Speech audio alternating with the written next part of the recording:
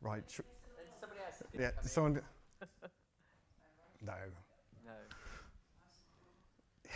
It is nice and cool. Has anyone been outside? I went outside for lunch. God, blimey, it's hot. Yes. I don't want to go on the tube. No. Should we start? Yeah? So we're going to try and do this slightly informally, and we've also noticed that there's a missing word. It should say digital tools. So just it's always good to check your slides with marketing before they send them to you. So I'm Douglas Hiscock. I work for Silvercloud, but originally, and I had to go and check my CV, I started off in IAPT in 2009, which is always a terrifying moment when you realise it's quite some time ago.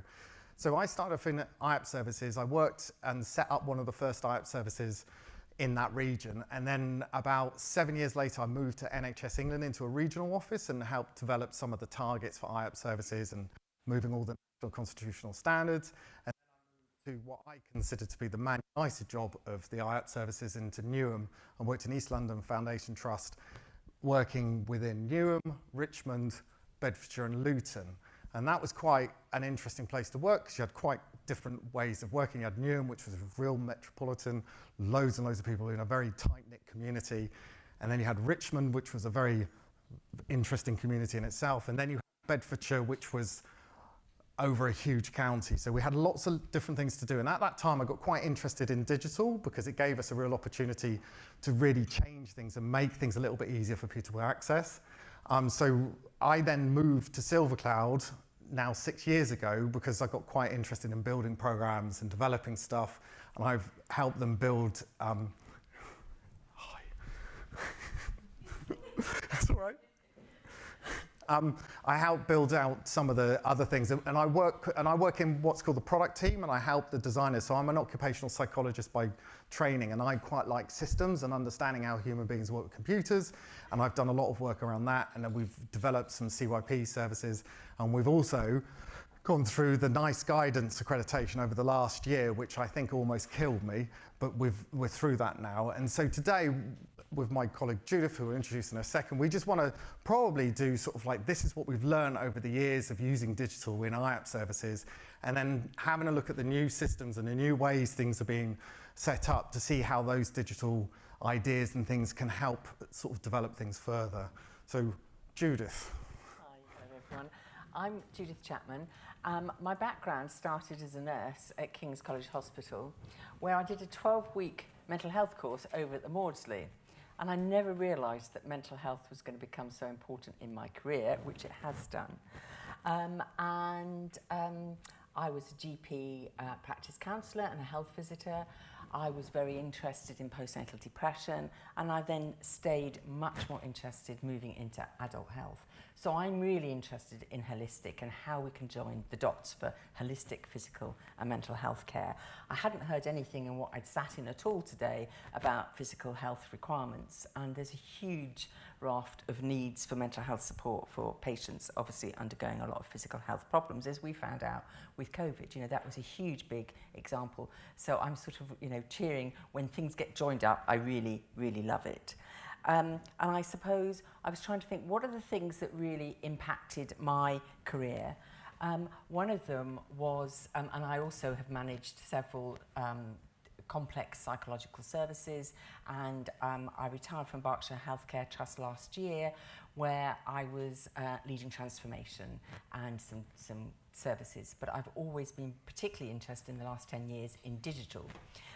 But I was going to say that the thing that really impacted me was when I was setting up an IAPT service, that's an improving access to psychological therapy service, now known as Talking Therapies, which was very revolutionary in its time because it brought NICE evidence together, and it brought training, and it brought some standards, so it was really good. But I can remember I was sitting in this open plan office, I had 9 trainees, and we had 30 referrals one day for people with depression. I thought, oh, are there that many people out there? And then our service was delivering 15,000 interventions, psychological interventions. And I just couldn't believe the numbers and the volumes and the demand. So I'm driven, very driven person, I've realised, but it's a passion for meeting needs, whatever that is, whether it's a physical need or a mental need. So I think my transformation and the work that I've done with Silvercloud is around a passion to meet people's needs. So for the last year, I've been working with Silvercloud as a consultant on advising on pathways, and I've got lots of knowledge of lots of integrated pathways. So that's a bit about me. So moving on, I think we're doing a double act here. What were the building blocks to IAPT? I don't know how many of you, I think you made some reference, how many of you have had any knowledge of the Improving Access to Psychological Therapist pathway? Blair, wasn't it? Yeah. He put money in. So Yeah, and the money got put in because Lord Layard produced a report that identified if you help people with their mental health, they became more productive, went back to work. So there's an economic argument, but do you know what? I actually came to love that argument because if it helps people to lead fulfilling lives, then and actually look after their families, then I'm for that. And of course, because we were able to do an evidence-based service, and so to start with, we suddenly became very accountable. It was transparent. We were doing outcome measures. We involved our patients in outcome measures, understanding how they could perhaps take accountability and help take some responsibility for improving their outcomes. Also, nice, we introduced training. Pardon, what? There hasn't come up the picture. We may become a comedy act as well. We do apologise. So I was talking about nice guidance, yeah. Okay, thank you. The technology is so good. And bringing in standards for supervision and actually looking at making sure people had quality services delivered. Not that they weren't necessarily before, but it was very hodgepodge. It was very sort of postcode lottery. So there were set up, I think in the end, over 200 improving access to psychological services for people with disorders around anxiety and depression, and looking at the nice guidance for those conditions and how to give them the proper dose and how to treat them. So that was very instrumental. So I was very much, yeah, we're going to do something good. And then the data that was collected, and I think the data, I don't know if you were watching Guy Northover's data, and there's a lot of data, but actually what ended up was being standardised on actually being benchmarked as services on how we're achieving, having quality measures, having supervision, sort of work-ins to try and look at how you could help clinicians improve the service that they were delivering. And what I liked about it was that it was transparent, and the transparency was things like waiting times, things that really matter to patients, and we could actually let them know how long they would be waiting, whereas that very often involving patients, texting them, being actually much more agile with how we communicated with people and having them in the centre rather than perhaps being experts. They were the centre. But I think the data proved what we were doing. So that was good, and I think that in itself got us more funding. So that was actually a really positive thing. And then just with the cookie cutter, the cookie cutter is just showing that it was very repeatable and that it could be done again and again, treating people as individuals, but the processes were the same. The integration with other data systems, the cutting down clinical time because we had good clinical systems that could work. I can remember when I first started, we took over 2,000 people on a waiting list over 2 years, and they had all those buff folders that we had to plough through. And obviously looking at a standardised assessment, things that we could quickly do.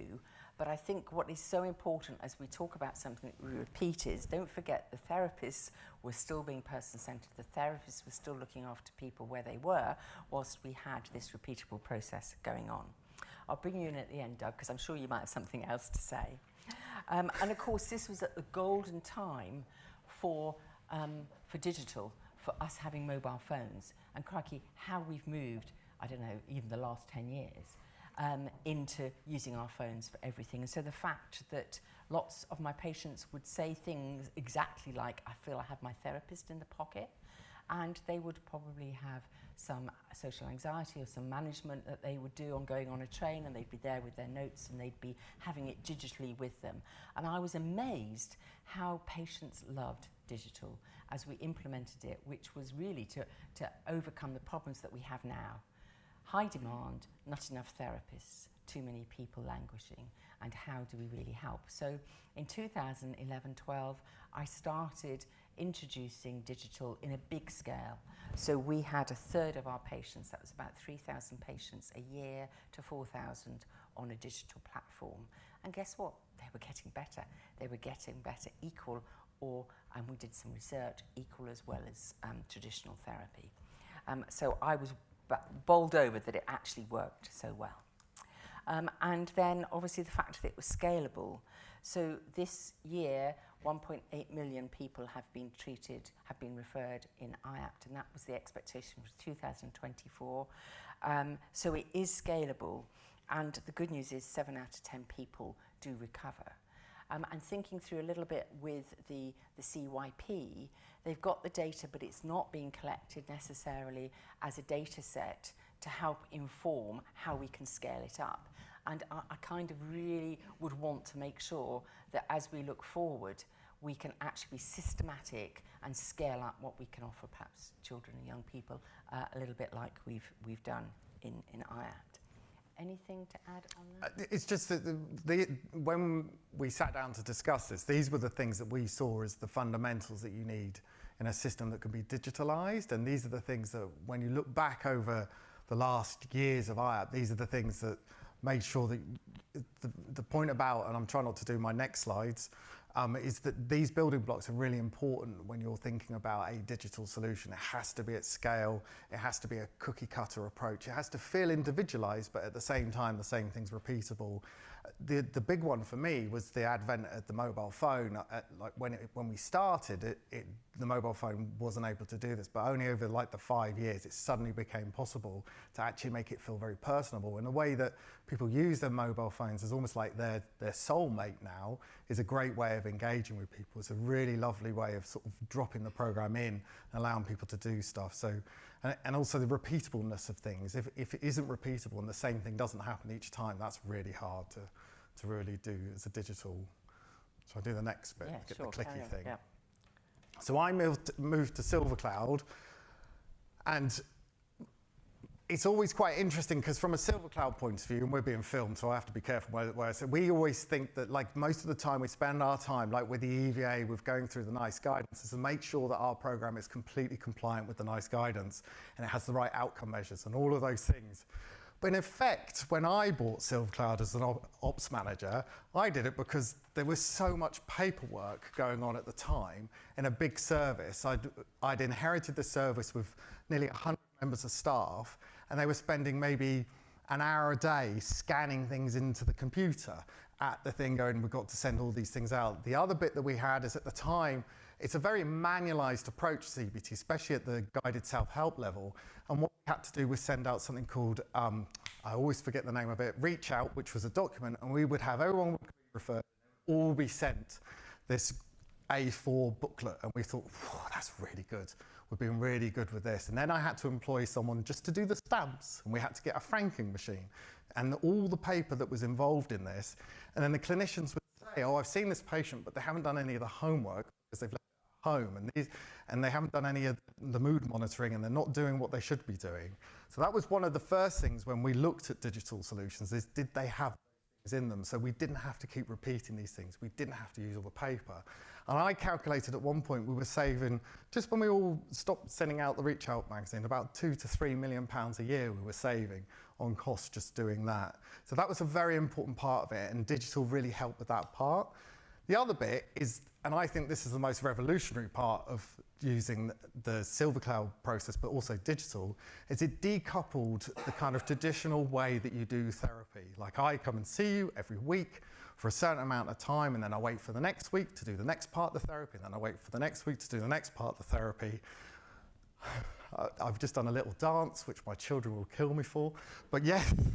So there is this thing where if you're doing really well, you still have to wait for the next week to see the therapist, and the therapist goes, oh yeah, that's really well. I'm gonna now fill the space for another 50 minutes, and then you'll go off and do that again. And we used to have the therapist say, oh, that was a really good session, or that wasn't a very good session. I want to spend more time with that patient, but because of the structure, you couldn't do that. With the way that we have designed the program being asynchronous is that you can put someone on the program and they can go through the program at their own pace, and they will go through and they'll be highly motivated. If they're highly motivated, they'll go through and do it. And then you log in once a week, see where they are, and you send them a message and say, on you go. And so in a moment, you could see those patients who were doing very well, those patients that you were struggling and you need to bring in to do more face-to-face work, and then those patients who were going too fast, and we're saying they've done CBT in a weekend and thinking, right, I need to do something slightly different with that patient. So it allowed you to kind of triage your patients and have people working at different paces and different speeds. It also gave us a great way, because IAPT is really intense. Sorry, NHS Talking Therapies is really intense, and there's a group called Psychological Wellbeing Practitioners that do a high volume, and they were really going every day. And this gave us an opportunity to give them a day off, to just sit at home and go through the reviews and not have to talk to anyone, which was lovely. And that allowed us to really give a kind of a better way for people working. But that was one of the critical bits that digital was able to do, is you can give the program, someone can work through it at their own pace, and away they go.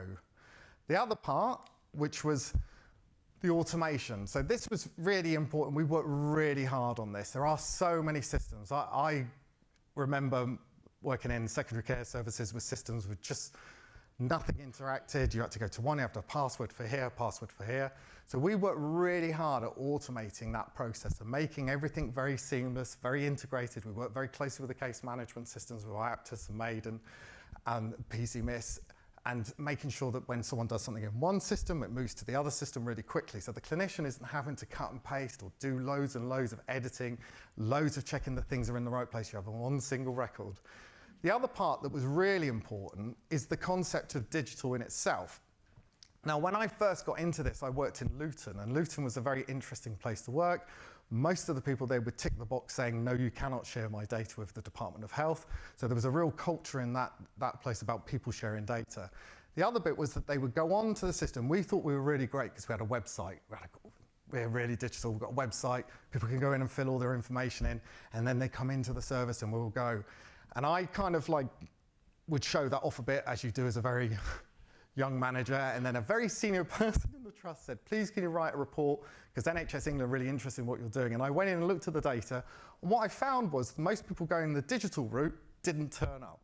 And the reason they didn't turn up is because they then had to have a phone assessment with a person and then come in and have an assessment. And there was a real feeling like this person does not want to go this route. They want to go purely a digital route, and we need to enable that to happen and make sure that what happens is that people's expectations is that I go in, I sign up, and then I want to start, and I want to get onto the system, and I want to go as and when I'm ready.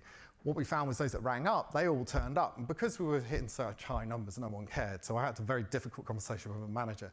But that automation, that understanding that things have to work the way that people expect them to when you offer it to them. And it's also to say, digital isn't the panacea. It's not going to solve every problem we have. But if you've got highly motivated people who can get on it and learn and work this out for themselves and have that eureka moment without you actually having to tell them, that learning is far better than learning by having to go through everything every time and becoming that person of importance. And we talk about, I'm old enough to remember, we want to empower our clients and make them do things for themselves and not see us as the answer to everything. So it's a really important thing to make sure that if you do digital, that it has that level of it being all the way through the system and then picking people up if you need them.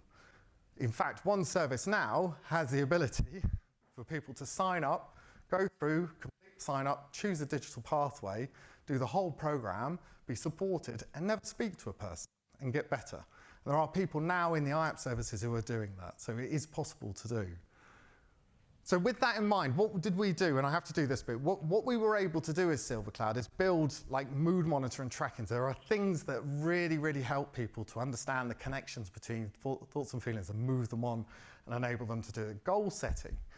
A number of years we've all sat with clients and gone, what are your goals, written on a bit of paper, and it's just disappeared. Like it's in their phones, it's on their phones. We're able to cue people into that when they're doing it. The interactive content and exercises, getting people to do things, actual behavioural experiments and things like that, whilst feeling like they're being supported is really important. And the personal stories, being able to use personal stories as a way of pulling people through the program and enabling people to think, that person's done this, I can do this as well. Just conscious of time because I get carried away. So those were the things we concentrated on, those tools that help people change their behaviour. Behavioural change is really hard. It's really tough for people to do. And with this, you enable people to use those tools and move through it. And then because they have access to the program for a year afterwards, they can keep practicing. And we've done some research that looked at people who had gone through and actually used the platform afterwards, and their outcomes continue to improve as you go along. Can I just say, I think you're going to come probably, but I think one of the important things is that it's an evidence-based platform, and just if people aren't aware of it, it does actually guide it's not like they're left alone to work it out. It's very clever how it nudges people on the journey, which in a way can be, it explains everything and it's there for them. So it's very easy to follow, which is probably easier sometimes than therapy. Just wanting, it's not that they're automated. I mean, they are automated, but actually they're helped to be automated. Yes. It's a bit like if you compare bank apps. I've actually got 3. One's great, one's hopeless, and one could improve. And I think this is actually person-centered. Yes. It's actually intuitive, and it makes them feel that they are really connected to therapists. And it's engaging. And we've spent a lot of time with the design team thinking about how people access stuff. So when you go in, there's 25 hours worth of content here, but you don't have to read every single bit. Most people will dip in and dip out, and we've done a bit of work with Microsoft looking at people's behaviour, and there's kind of 5 ways people use the program on average. And what you see is people come in and really get deep into certain subjects and then come out again and away. And then there's other people that just skim along the surface and then go backwards to have a look at things. So it's a very interesting process. It's hard to, it's like when you talk to people who've used the platform, they find it very personable. They find it that because they're able to discover for themselves, they can go to the bits that really interest them. So we get, people who complete, they get 93% satisfaction. And the issue here is that when people use it and it does very well, the key is for the clinicians to understand when it's not working so well and it's not for everyone, and you need to move them into a more face-to-face appointment. So when it's right and it works, it's really good. The outcomes are like 80% improvement overall. We hit all the recovery rates, like the 65% clinical, kind of gibberish. Most people get better. So when you use the service, it's equivalent to the recovery rates that you would see with face-to-face in guided self-help, and sometimes better because people tend to choose this route and do very well on it. The other bit is the bit that's really important for when I ran the services is because of the way it's structured, you can do more than this because I've seen clinicians do it, but you can do 4 reviews in the same time it would take you to do 1 face-to-face review. So you can really increase the numbers that you're going through and working through. Very conscious of time. So, and just to give, it's very hard to, I sound like I'm selling it, but the whole thing is that the services have bought it and they use it every day. So we've had 1 million people go through the platform supported through the NHS, but in Wales and Scotland. And we've just done some work in Northern Ireland, in Ireland, and doing some work in Northern Ireland. We spend a lot of time doing research and making sure that everyone, we pass all the nice guidance stuff. So just to give you an idea of it's used in most talking therapy services.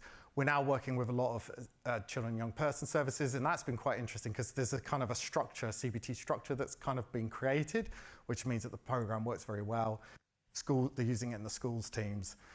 We've done some work with into secondary care services, and that's a challenge in itself because we've had to do some integrations with Rio, which is old systems, and it's a bit of a challenge, and we're beginning to be able to move data around a bit better. So look out for us in secondary care. And then I think that's all I have to say on that one. And then more about so Judith's going to have a quick talk about this. So because of all the stuff we've done, we've seen connections in the new systems that are being devised and created, like primary care networks and in the neighbourhood teams and in the R's workers that are coming into primary care. And it's a bit different all over the place, but there's beginning to be patterns of behaviour that look similar to IAP services where similar things are being offered in different places. So I'll hand over to Judith, who will talk through this slide. Okay, got lots of information on it. I think we're okay Yeah. for time. And as I was saying earlier, I'm kind of really interested in pathways, and we've kind of presenting here three. One, the lower one, is the primary care networks, where somebody perhaps just needs brief support, psychoeducational help, but that could be my bit, where they've got their long-term condition and they need help with self-management, well-being programs and building resilience. And then the middle part is the main thrust through into the NHS talking therapies, where more short-term support is needed, perhaps up to 20 weeks, and it needs to be supported by a qualified clinician. And that could be digitally, it can be interspersed with some face-to-face sessions, and it can also be interspersed with some phone calls. But I think what we must do is think through, if we're going to manage to reach more people in need, how can we, where Doug was saying, where people are very happy to be digital and are recovering and are engaging well, let's leave those alone, but let's look at blended approaches for other pathways. And I'm really keen that we can sort of complement and implement some digital solutions alongside some other therapies that are in place. I mean, we know GPs haven't got much time. We know nobody in the health service has got much time. We've got a huge shortage of therapists, just like we had. And then also thinking through, Silvercloud have been developing toolkits for more severe and enduring patients and people in need of long-term support, and also for KYP, children and young persons, where they need a clinician involvement. And we've got here three pathways, so you could think of it like preclinical to more severe and enduring, and thinking through, how do we put clinical services into digital components to help the capacity and think about it. Because until I went into a large adoption of digital and really trained the staff and helped them with digital champions, you didn't change the culture. And I noticed in COVID the culture changed, but then it's kind of started to go back. And it's about, this isn't a second-rate option, it's a first-rate option. It might be for some, it might not be for some, but also how could we blend it with what we traditionally do?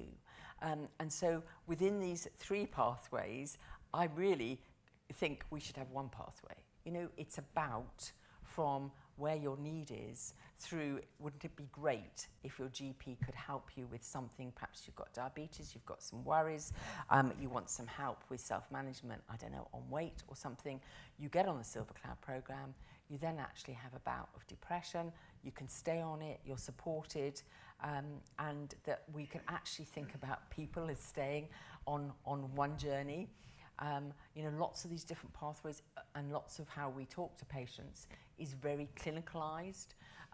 What I like particularly about Silvercloud is it's nudging, it's there to help them. They don't feel they're being kind of medicalised or that they aren't their own expert. I really like the way. So if you talk to patients, they feel empowered.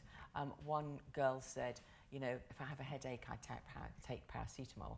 If I feel low, I use my Silvercloud programs. So sort of thinking through how we can support people. And it's great because they've got access to it for 1 year. But with people relapsing and remission, you know, I didn't say that very well, but invented a new word, remission, then actually wouldn't it be great? Why can't they have it for 5 years? You know, because if they're in the system, thinking through how people's ups and downs, a bereavement can, you know, throw a wobble, rather than having to come back through the door or having obviously a quick access for that. But I do believe it's how do we implement digital on a large scale, but make it very person-centred and make it something that every single pathway thinks about. Where can it be used as a solution for capacity, for patient preference, for patient need, and obviously to help take some pressure off clinicians. I'm sure there's more you might want to add on what's being developed because there have been some exciting new developments. So we've worked with a couple of PCNs, and I felt like going back in time for a little bit because there's a lot of leaflets about. So they were saying, this is really good because I don't have to keep giving lots of leaflets out. I can give them the program and the person can go to the bit that's for them, and it's with them all the time, and they can use it. So like one of the things that we've developed, and a lot of people have seen this, and I'm still a little bit like, how's this going to work? But the chatbot idea, what happens a lot of the time, especially within, I remember originally when IAP started and we didn't have that many people coming through, it was lovely. We actually didn't have to spend huge amounts of time just panicking about all the referrals. And this one chap rang me up and said, oh, it was great. I think it's the best service ever. And I thought they'd done this huge amount of work. And he'd just spoken to someone for 15 minutes and they'd been pointing it in the right direction and away they went. So the issue with referral pathways and waiting to see someone is people who are really okay disappear off, but they don't get a little bit of advice and a little bit of guidance. And so this idea of having chatbots that can enable people, if they want to use it, because not everyone likes chatbots, as a way of like exploring things at a very low level to see if you can get someone to get to that eureka moment of I don't need any more support because it's very simple. Like we would spend, one of our biggest features is the quiz, where we take things that people think will happen to them, like they're going to get sectioned, or this is talking about mental health is a really bad thing. And so there are things that you can do with patients and enable them to explore those things without having to talk to a professional and then worry about it. So that's something that we're wanting to do. The other thing about primary care networks is that one of the GPs said to me, I don't get very long with people and I have to go through all the options of what that person could have. And explaining to them Silvercloud in 7 minutes is quite a challenge. So what they've done is they've employed someone to talk. So if a GP sees someone and they think, actually, you need more of a discussion, it's a low-level depression, anxiety, I send you to a person who goes through all the options and offers digital as part of that option. So we're creating programs at a far more low level, more about managing yourself and self-management and looking at how you work with, like in primary care, to be able to help yourself. The idea of resilience as well is we've built a program that helps with resilience. And then when we talk about the talking therapies, we're beginning to build. So originally this was a guided self-help program, and then COVID happened and everyone said, can we use this with everyone? And obviously they did. We said we probably need to go through some nice accreditation because you're going to be working with people at a higher level of acuity. And we've begun to start working with services because they've gone back a little bit to face-to-face, but actually when you look at the data, people are still being seen more on Teams and on Appointment Now or whatever it's called. So they are beginning to say to us, can we use the program in a one-to-one session? So now we've triggered the program so that you can do things online with someone. So when you go through the worry tree, you can sit with your patient and take them through the worry tree and write directly into their worry tree. And that sounds like a really simple thing, but for the clinicians who are struggling with all this paper and sending out PDFs and all this kind of stuff, it's going to really save them a lot of time. So that's another thing, and it allows you to work with people at a higher level of acuity as well. Then in the CYP service is another interesting one because, like I said previously, when I worked in CAMS years ago, there wasn't this structure. And then probably about 5 years ago, I went into a service and I could see the structure was beginning to come into place. And what was interesting is when we do these things, we sit down with the clinicians and we talk to them, and every single clinician at the end of every interview we did went, don't forget the parents, don't forget the parents. Don't forget the parents. And they said that actually they spend most of their time with parents ringing in, really anxious about their children. And that was such a clear thing. So we built a program to support an anxious teen because we were told if you call it parenting, they will not use it. There's an odd there. And so we had to work really hard with the parents to work out how to do it. And supporting an anxious teen was a good one. Well, it was originally supporting an anxious child, but when we sat down with the parents, they said, don't call, the ones that had teenagers who were struggling said, I don't want to hear all about what I got wrong when they were a child. And they were really clear with us. And we had, like, it's exactly the same program, but it's just the older one just deals with the older children and the younger one deals with everyone up. Like the younger parents of younger children were quite happy to hear about how they were going to solve the teenager problems. But so it's a very interesting thing. So for CYP, this is a cracking way of, like, instead of having to spend a huge amount of time, so one of the services send, like, I think something like 30% of the use of Silvercloud in their services for parents. Like, they send this out to the people on the waiting list, and they're able to hit their wait to see everyone now, and they do it, put it in schools. So it's a really good way of helping people who are waiting to see clinicians to sort of work with those things, and the feedback is extraordinary because we get to do that, see that.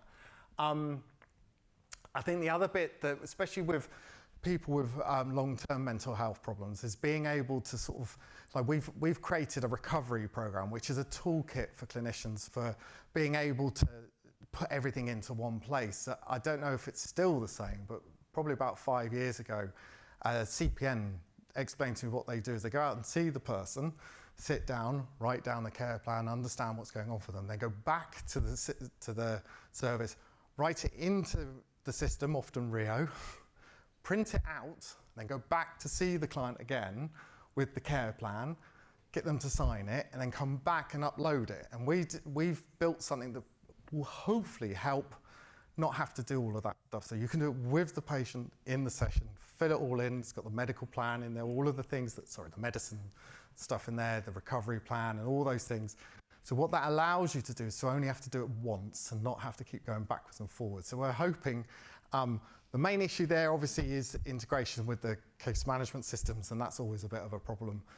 We're just about to finish off a Rio integration, which is very exciting for the dull data man, but that's will be a revelation because everything will just be fed straight into Rio, and it will save a lot of time. Anything, I'm very conscious of time. I think that quite covered it. Is that our last slide? Yeah, that is the last slide. So opportunity, I think we've got 10 minutes. So we were told to leave 10 minutes for questions.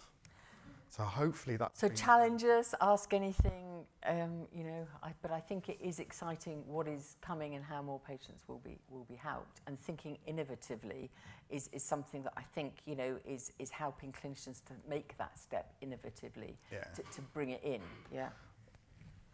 I've just remembered, go on, you asked the question because... I work in occupational health. I'm a specialist in occupational health, so I see a lot of psychological distress and upset. How does a patient, presumably you're contractors to the NHS. Yeah. What's the cost then of one of these? Oh, that's really, straight to the nub of it. Yes, so... So a patient couldn't ordinarily... No, they can't, we don't do direct to consumers. No. So, because with that, it's having the support. And one of the key things here is it has to work alongside the clinical implementation. So one of the things, I have a bucket list of things I want to do. And one of them is to work with allied health professionals, because in the past, there's always been this fear of working with someone on mental health things because they're not as trained as well in it as possible. And we've just built a pain management program, which is specifically around delivering, and has been worked with NHS Scotland in their physical health team to make sure it works for both psychology and for the physical health part. So we're hoping in the future to be able to work with people like yourself and have a contract within that service to be able to put it in there. But yes, you would contract us. We normally do what's called a population-based approach, where it's like all you can eat kind of offer, and we work out how many referrals you're going to get a year, how many we would suggest you see digitally, and then we work it out from there. And it works out between, depending on how big and obviously every contract's different, one is a massive one, round about between 20 and 30 pounds per license for each person. But that, I couldn't quote you on that, because obviously it depends how, obviously if you've got a big contract, you tend to get it cheaper because that's the way of the world. Just one other question. How did you measure the outcomes? You said 93% success. How was that measured? So that's satisfaction. So there's 4 questions at the end of each module that says, has this helped with what goes on for you? Has it helped with the goals that you set? And then 2 others that I can't remember off the top of my head. But more importantly is we embed outcome measures that the services are required to collect within the program. So in IAPT, it would be the PHQ and the GAD, and also all the other ones. And we then trigger that depending on when the service wants it to be triggered. So you can have it at the beginning and then right at the end of the care, or you can have it coming in at set times, or it can be after you've completed a review. So we collect that data. That tends to be the data that the services are more interested in, because it shows the clinical impact of the program and their clinical way of seeing it. And then in the review part of the program, you can see as a clinician when you go and see them, we put a graph in that shows how they've been doing and also what they've been up to in the program. So you can see their activity and everything. So it is horrendous. There are multiple different ways of measuring everything. There's also an outcome that might measure activity and productivity as well. Are you in work? Have you returned to work? Are you off sick? There's a lot of outcomes that could be just thinking of the workplace if it was required, because that's what I find is you are responsive. I guess this is the future. In a year I've been a clinician 50 years, and I tend to deal with humans and feelings and touch. And I guess this is the future. But when I'm in clinic now, and I say to a patient, how do you sleep? They hang on. And they get their mobile phone. Yes. How much REM sleep they've had. Yeah. Don't you know? Yeah. And I'm even seeing that with menstrual cycles. Yeah. And I just wonder if we're not taking away a bit of psychological. Well, we have to remind that, and that's what we try and do in the platform. Like, we only collect the PHQ and the GAD because the government has told us to do it. I would rather have the old measure of how do you feel. Like, I have a constant argument with my dad, which is, I slept terribly. And you look at his sleep and it's perfect every time. So clearly, Dad, there's something going on for you. And I think it's about how do you do both. I can remember one thing that I really learned was don't say it's either or, just think and. Can you find more capacity? If everybody is going digital, then that just shows you actually, and that's one thing I found out, the patients were much more keen on digital than the therapists. And if you asked them, that was very interesting. I can't imagine older. Well, I don't know. Be careful, I'm in my 60s. So and there are people who have used it in the older ages. They've got, it's not about, one of the things, it's not about acuity. Like, some people who are very unwell do very well. They're few and far between, but age is also not a thing as well. So you get some young people who don't want to do it. They'd rather talk to someone. So it is an interesting, I am constantly surprised who likes it and who doesn't like it.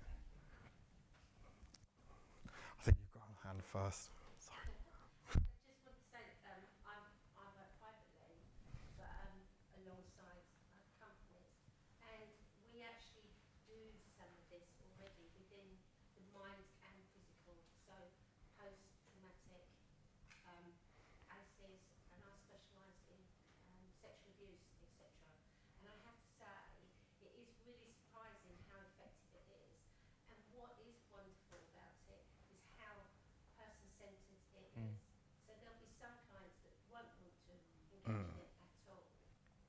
But then after a while, during sessions, when it gets introduced, they realise it's part of their wellness choice. Yeah. And then for others, they don't want to engage, as you said. Yeah. One of the things I'm really interested in is because obviously some people, income, etc., services have to be careful. If they were being directed to the NHS because finances, etc., how easily accessible is that all over the UK? We're in probably 80% of the IOP services, talking therapy services in the country, so more than likely it will be there. There are a few that still say we don't do digital, which is, yeah.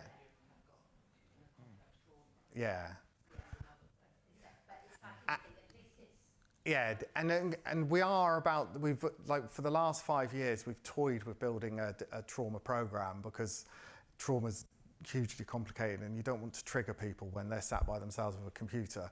So we've built a module because obviously we're going to work with step 3, the more complex people, and they've said one particular service has worked very hard with us to build a trauma program that will help just as a psychoeducational tool. So hopefully we'll be able to start doing that, but it is hugely complicated trauma. So yeah. So I was wondering if there was any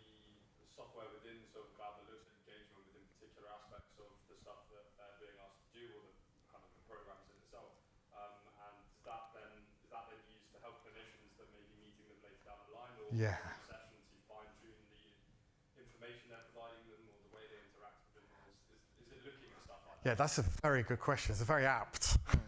Yes. So about 2-3 years ago, when AI became the new savior of everything, we sat down with Microsoft and with their machine learning team in Cambridge, and we built, let them play with the data and understand how it all works. And we're just in the final bits of doing, it's an RCT, to just check it works, because obviously, like you said, it's all very well and good. If it doesn't work in the real world, then it's not very good. We do give people a lot of data, but there is a lot of data, and people can access their data and do all their own stuff, and informatics teams pull it all through and have a look at it. We look at it the whole time, so looking at bits so currently we're reviewing all the tools to understand where it's not working and what goes wrong and whether people use it. So we're constantly looking at the data, but we will probably in the next 6 months start releasing the predictive tool, which is, it's not about telling patients what to do, it's to support clinicians to upskill in using this, because what we've noticed with clinicians, they've got a lot to do, and maybe 10% of their job will be doing Silvercloud, which means that learning takes a lot longer. So what we've focused on is trying to inform clinicians like, this is what this patient's behaviour is, and 95% of the time they do this bit next. If you want to, you can do that, but if you want to do something else, you can do something else. So it's like, I think there's 8 million clinical interactions. It's an amazing data set, and we all get very overexcited, and it's all a bit overwhelming. But we are beginning, we don't want to go, like, we don't want to be part of the AI, it solves everything, because it won't. But we will start using bits of it to help clinicians learn a bit more. Do you think it will come down to an individual basis? So what the kind of the engagement system or the software behind it can go, this will work for this person? Yeah. Or is it just going to be other people in this situation? Ye- This is something we... Yeah, I think this is when I feel really old. I've worked with clinicians over the years who've done 35 years of work, and they still can't tell me why people get better. So the first premise of any kind of AI system is you have to have an outcome that a human being can say, yeah, that's right. And if you can't, like, there is a system that did a seminar, and it was amazing what they were doing, but someone asked the question, what did the clinicians think? And not one of them agreed. And there was 12 of them. It's like the beginning of a joke. And they couldn't agree what that person's treatment pathway should be. So AI is always going to struggle if it's it's very good at pattern recognition and then challenging the human who's got a bit tired. Are you doing the right thing? And I think that's where it's going to be really helpful. But whether you'll ever get down to an individualized way of doing it. Also, like, sometimes I have this conversation with the design team, is, this bit doesn't work very well. And I said, well, but you need some failure to help the person, because sometimes people aren't changing because they want to be perfect. If the system breaks, then that helps. They don't like that answer. But so sometimes you need things to be a bit tougher and not so easy. It's time we... Is it time? Oh, God. But that is a very interesting question, Yeah. and I think we're going to see more. Could see more. And in Berkshire, I was working, we were part of that study, and it Yeah. is very interesting. But it does also engage the clinicians when you do research, so they'll be able to put into practice that. Okay. We'll be in the lobby if you have any further questions and want to see the programme or anything. And I hope that's been helpful. Nice Thank you. to see you all. Thank you.